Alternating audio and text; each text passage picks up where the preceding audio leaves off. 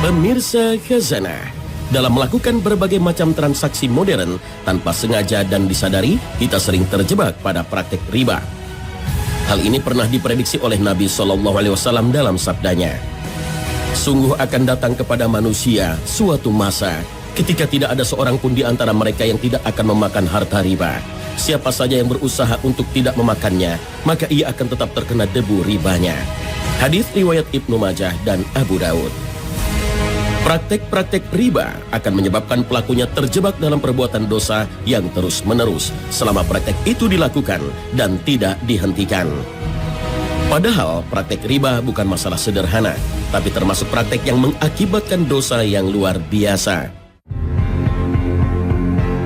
Para ulama sepakat bahwa praktek riba merupakan salah satu perbuatan yang mengakibatkan dosa besar, bahkan lebih besar daripada dosa zina. Rasulullah SAW bersabda, 1 dirham yang dimakan oleh seseorang dari transaksi riba, sedangkan dia mengetahui lebih besar dosanya daripada perbuatan zina sebanyak 36 kali. Hadis riwayat Ahmad dan Al-Baihaqi dengan derajat sahih. Dalam hadis lain Rasulullah SAW bersabda, riba memiliki 72 pintu, yang paling rendahnya seperti menzinahi ibu kandungnya, dan sesungguhnya riba yang paling riba adalah merusak kehormatan saudaranya. Hadis riwayat At-Tabrani dengan derajat sahih. Berdasarkan kedua hadis Nabi SAW ini, perbuatan riba tidak hanya ada dalam transaksi keuangan, tetapi juga dalam hal pergaulan antara sesama muslim. Karena pintu menuju riba ada 72 pintu. Yang paling rendahnya adalah memakan 1 dirham hasil usaha riba, dan yang paling tinggi adalah merusak kehormatan seorang muslim. Lantas, adakah amalan yang dapat menghapuskan dosa-dosa riba? Setiap dosa pasti ada penghapusnya. Seperti halnya setiap penyakit pasti ada obatnya. Sebab hal ini merupakan salah satu bentuk kasih sayang Allah kepada hamba dan makhluk ciptaannya. Demikian juga dengan dosa-dosa akibat perbuatan riba, ada penghapusnya. Adapun cara untuk menghapuskan dosa-dosa riba, para ulama memberikan caranya. Pertama, bertaubat kepada Allah Subhanahu wa Ta'ala dengan cara meninggalkan perbuatan riba yang dilakukannya, atau mengembalikan hak orang yang diambilnya jika memungkinkan, kemudian menyesali perbuatannya dan tidak pernah mengulanginya sama sekali. Setelah itu melakukan sholat taubat 2 rakaat dan memperbanyak membaca istighfar seraya membaca doa. Allahumma inni zolamtu nafsi zulman katsiran wa la yaghfiru dzunuba illa anta faghfirli maghfiratan min indika warhamni innaka antal ghafurur rahim. Ya Allah, sungguh aku telah menzalimi diriku sendiri dengan kezaliman yang banyak, sedangkan tidak ada yang dapat mengampuni dosa-dosa kecuali Engkau. Maka ampunilah aku dengan suatu pengampunan dari sisimu, dan rahmatilah aku. Sesungguhnya Engkau Maha Pengampun lagi Maha Penyayang. Hadis riwayat Bukhari dan Muslim. Bertaubat dari perbuatan riba bagi rentenir bisa dilakukan dengan cara mengambil pokok hartanya dan menghapus bunganya. Hal ini sebagaimana firman Allah Subhanahu wa Ta'ala. Maka jika kamu tidak mengerjakan, meninggalkan sisa riba, maka ketahuilah bahwa Allah dan Rasul-Nya akan memerangimu. Dan jika kamu bertaubat dari mengambil riba, maka bagimu pokok hartamu. Kamu tidak menganiaya dan tidak pula dianiaya. Al-Quran Surah Al-Baqarah ayat 279. Cara kedua, memperbanyak sedekah. Hal ini tidak lain karena salah satu cara menyucikan harta hasil riba dan kegiatan syubhat lainnya adalah bersedekah.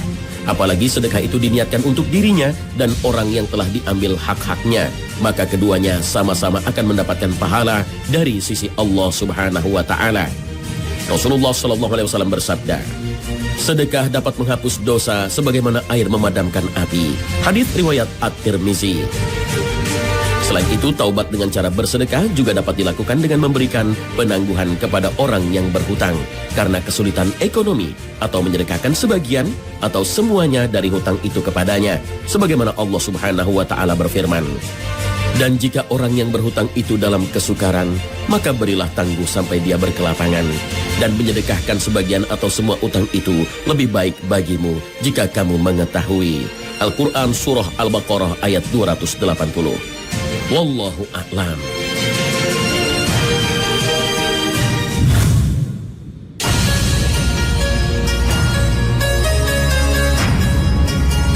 Pemirsa Khazanah, jika kematian telah datang, seseorang tak bisa lagi meraih keinginannya. Yang ada hanya penyesalan dan hanya bisa berangan-angan. Ia tertawan oleh amal perbuatannya dan tak akan dapat lepas darinya. Lalu apa yang paling disesali oleh orang yang telah meninggal dunia?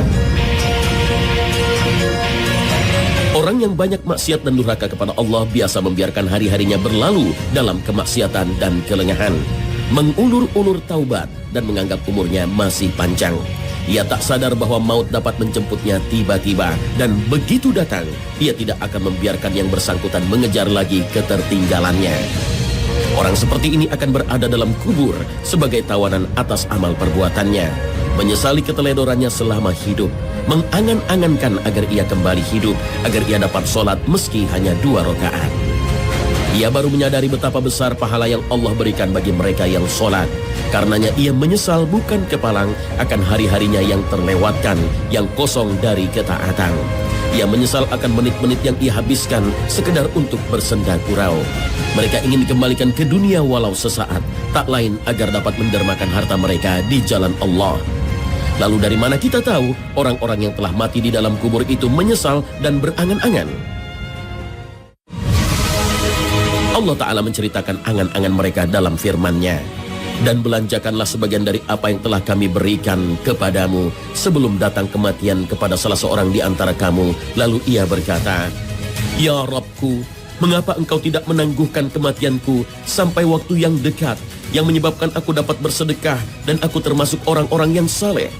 Al-Quran Surah Al-Munafiqun ayat 10. Sayangnya, setelah kesempatan itu hilang, mereka baru yakin bahwa sedekah termasuk amalan yang paling dicintai Allah. Ia baru yakin bahwa sedekah dapat memadamkan kemurkaan Allah. Sebagaimana hadis Nabi, sedekah yang tersembunyi akan memadamkan amarah Allah. Hadis riwayat Tabarani. Ia baru sadar bahwa setiap hamba pasti akan ditanya tentang hartanya, dari mana ia peroleh dan kemana ia belanjakan. Setelah mati, orang baru sadar dan mengerti hakikat firman Allah Subhanahu wa Ta'ala. Perumpamaan nafkah yang dikeluarkan oleh orang-orang yang menafkahkan hartanya di jalan Allah adalah serupa dengan sebutir benih yang menumbuhkan 7 bulir. Pada tiap-tiap bulir 100 biji. Allah melipat gandakan ganjaran bagi siapa yang Dia kehendaki. Dan Allah maha luas karunia-Nya, lagi maha mengetahui. Al-Quran Surah Al-Baqarah ayat 261. Semua penyesalan itu membuat orang-orang yang telah memasuki alam kubur berangan-angan diberi kesempatan kembali ke dunia, meski sejenak, agar memperbaiki diri menjadi orang salih. Mereka ingin taat kepada Allah dan memperbaiki segala kerusakan yang dahulu mereka perbuat. Mereka ingin berzikir kepada Allah walau sekali saja. Namun sayang, angan-angan mereka tak lagi ada manfaatnya. Kematian telah membuat harapan dan angan-angan mereka pupus seketika. Angan-angan mereka itulah yang disebut Allah Ta'ala dalam firman-Nya. Demikianlah keadaan orang-orang kafir itu, hingga apabila datang kematian kepada seseorang dari mereka, dia berkata, Ya Tuhanku, kembalikanlah aku ke dunia, agar aku berbuat amal yang saleh terhadap yang telah aku tinggalkan. Sekali-kali tidak. Sesungguhnya itu adalah perkataan yang diucapkannya saja, dan di hadapan mereka ada dinding sampai hari mereka dibangkitkan.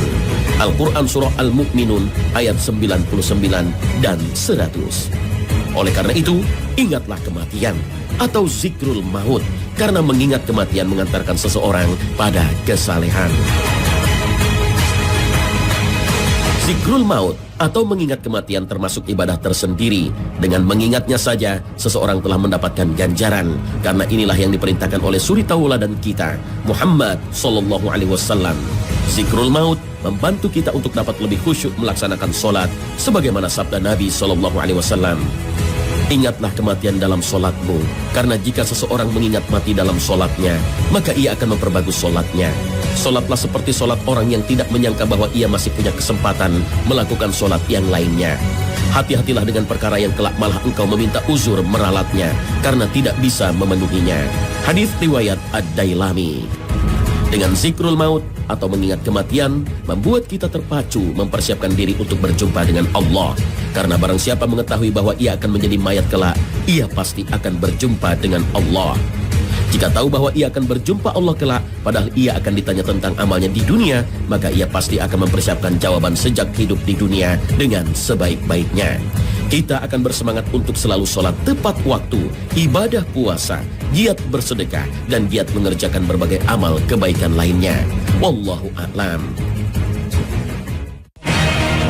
Beralih ke masalah lain, pemirsa Khazanah, ada doa yang diajarkan Nabi SAW yang jika dibaca dengan yakin dan penuh penghayatan, Allah akan menjamin seorang mukmin dengan surga.